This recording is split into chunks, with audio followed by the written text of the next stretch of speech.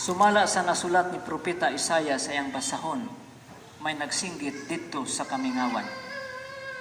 Andaman ninyo ang dalan alang sa Ginoo. Mga igsoon niya, nakita karon sa ikaduhang Domingo sa Adbiento. O atong hinumduman nga ang unang Domingo sa Adbiento,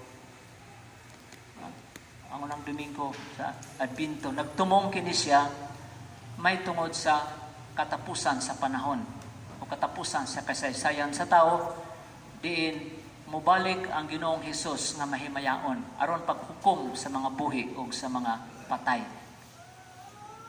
Amo ni ang gitawag nato og omega point, no? Okay. Siya man ang alpha ug ang omega. Nya kato kay end of time sa omega point. Nya karon sa ikaduha, gidala kita og balik. Gidala kita og balik aron pagpasud-ong natong higayon nga nagsugod si Jesus sa iyang public ministry.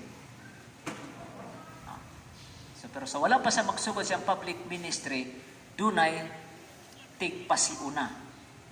Gi-introduce din ang tigpasiuna, ang precursor nga misinggit dito sa kamingawan. Ang tingog, no? May nagsinggit dito sa kamingawan. So kining mong nagsinggit, mao ni siya ang tigpasiuna. Sa wala pa maabot ang maong Mesiyas, wa pa siya magsugod sa iyang gibuhaton. No, sa singgit dito, andaman ninyo ang dalan alang sa Ginoo. Naabot na ang Ginoo, kay gipaandam naman kay maabot na ang Ginoo. So dinhi karon atong makita kung giuna pagpasud-o kanato ang omega point, balik sa ta dinhi kadyot sa alpha point. Ang bantay sa kaduha. Pero una kita mo padayon dinhi kay nasayod man ta nga niabot na ang Ginoo. Pero daghan niya po sa mga kaigsuonan, nag-alanganin pa kung na ba ang Ginoo. Mga igsoon, nasayod ang tanan nga usa sa mga kanang popular pilgrimage sites sa Jerusalem, mao ang gitawag katong Wailing Wall. Daghan ti nakaila sa ato sa Wailing Wall, no? Kato nakaadto sa Holy Land, niadto gyud sa Jerusalem, makita nato ang Wailing Wall. Mao na ni siya ang ingunta ang salin or nahibilin sa nagun-ob nga templo sa Jerusalem. Ang Wailing Wall. Murag dingding na lang ba? Ang dingding na lang nabilin.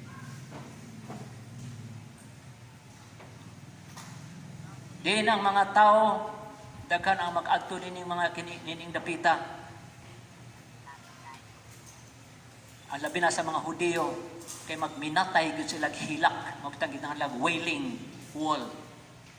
Nagminatay nga bungpong. Nganong magminatay sila hilak atubangan sa among wall?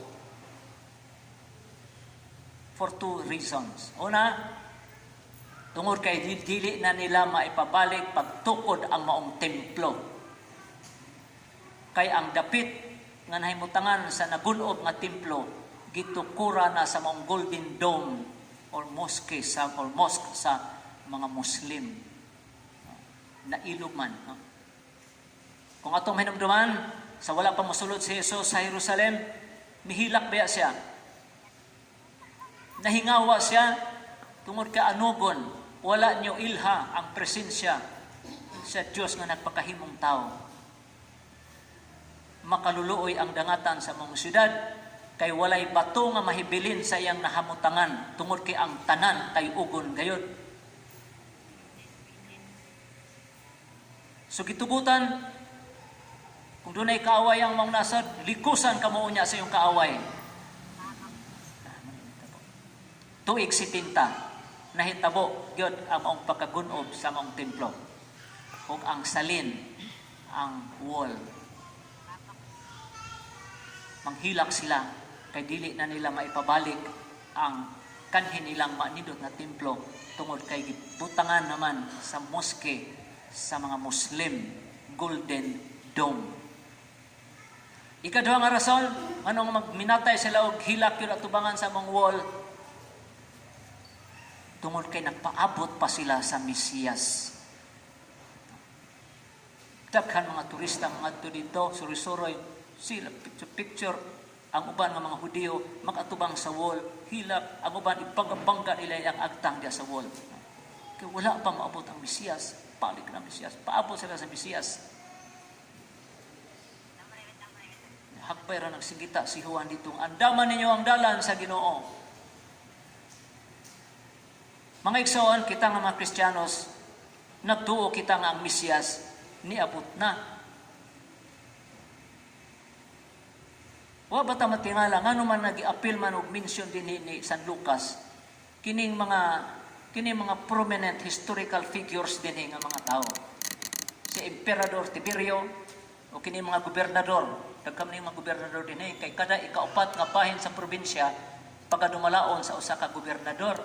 O na si Poncio Pilato, na si Herodes, nag-igsoon nga si Felipe, napagyo si Lisanias, si Anas o si Caiphas, may mga pangulong pari ni higayunan.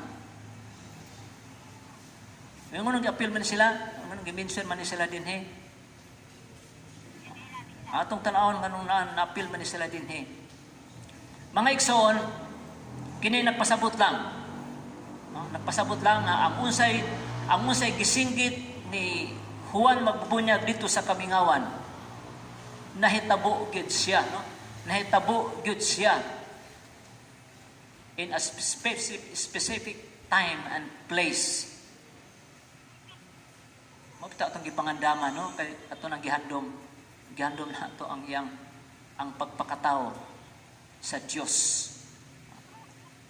Panahon ani mga tawhana, kini sila tong ginganlan niya dinhi. Ang pagpamatuod nga niabot na ang Mesiyas sa kapanahonan nining mga tawhana nga gihisgutan ni San Lucas dinhi karon sa tong ebanghelyo. Ug mao ni ang unang rason, the first reason why we rejoice during Christmas. Tungod kay ang Dios nagpakahimong tao ug mipuyo uban kanato, ang Emmanuel. O di angayan lang yun nga maglipay kita nga niabot na ang dugay nga gipaabot nga manluluwas ug nahimo na nga posible nga ang tao mo establish og personal relationship with God through Jesus. Kanay mo namang tao, pili naman ta makaduol kay tao naman.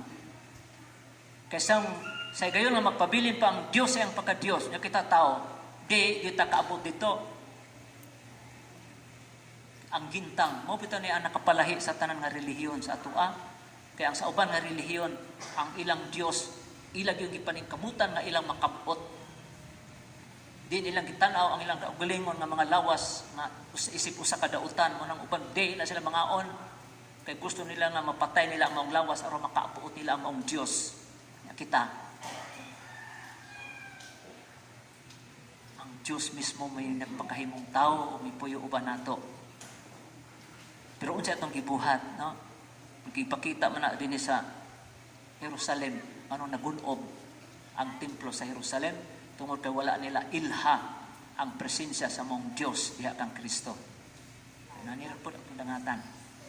Mga igsoon, ang atong pagmaya o paglipay panahon sa Christmas, agi pagpasalamat nato o pagsimba sa Dios nga pinagi sa maong pagpakatawo niya, mipuyo siya uban kanato.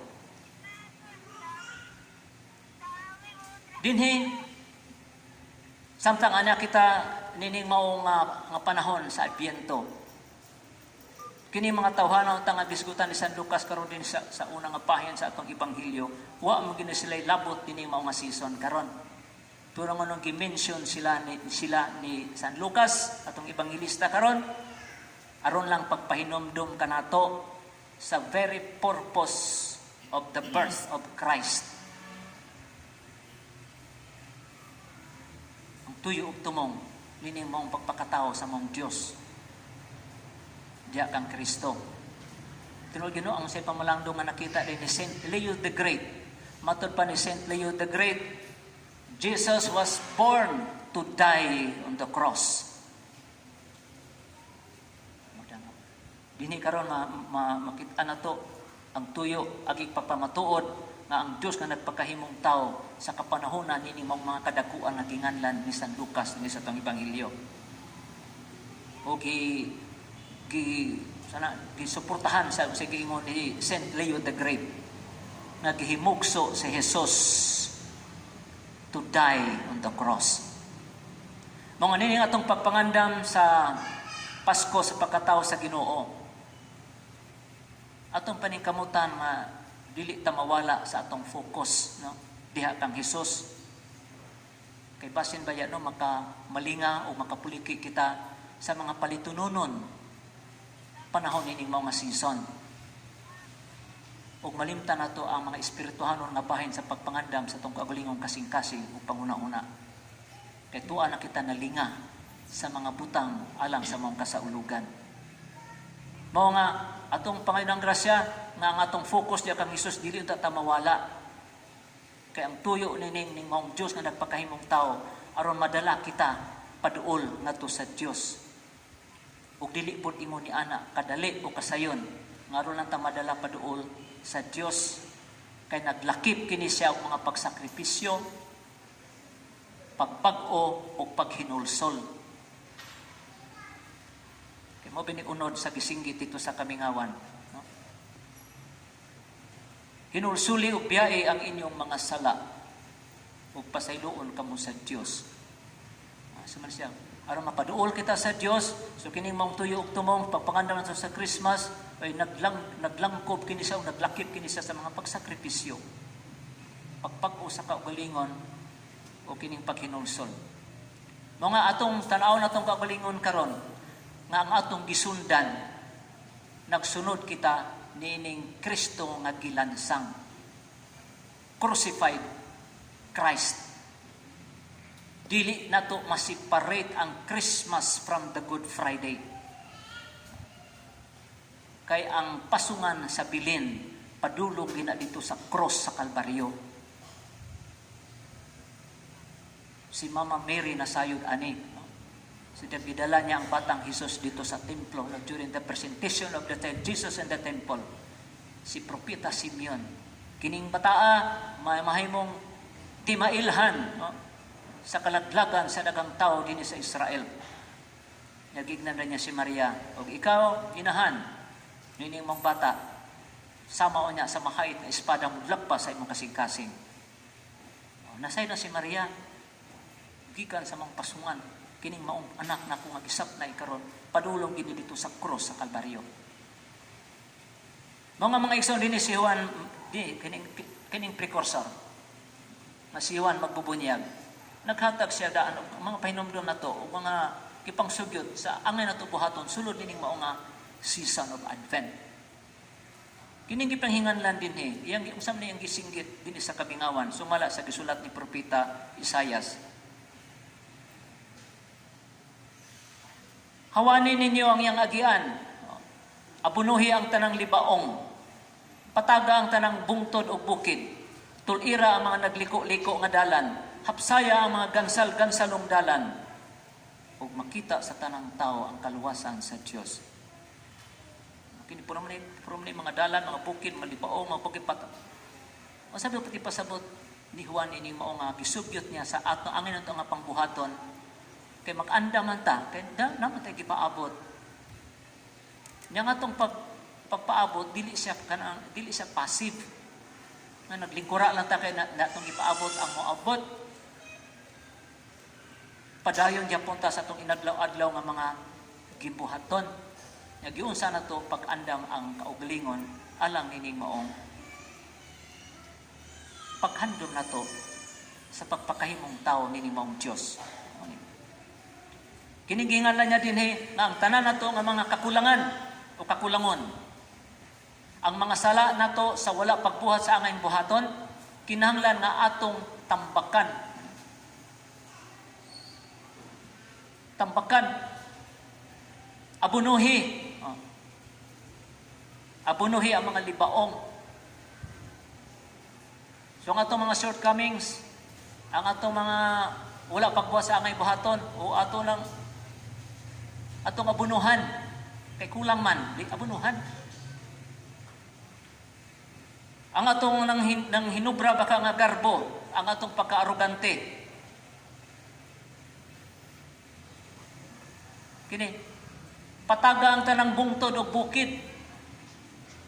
Kasi manghinubra ang atong garbo, ang atong pagkamapahitas on arugante na kaita sa gayon nga murag napuno sa kahibalo ang atong ulo. Pride na kaita sa ngatanan, di natakabulong minaw sa atong isikataw. Amo ni, our pride and arrogance shall be made low. Patagon ang atong hiwi nga mga pamaagi. Ultol ira ang mga liko-liko nga dalan. Atong hiwi nga mga pamaagi sa kinabuhi. Nauntay tulit untang ipasubay. Pero dinhi kita sa hiwi mo subay. Ang mga ginikanan, magkipahimando silang anak. Doy, ayo da, doy. Ang anak, tuman man yun sa gusto. O man ito tuliron. Kapulo po ito, minaw sabay gisulti ni nanay o ni tatay.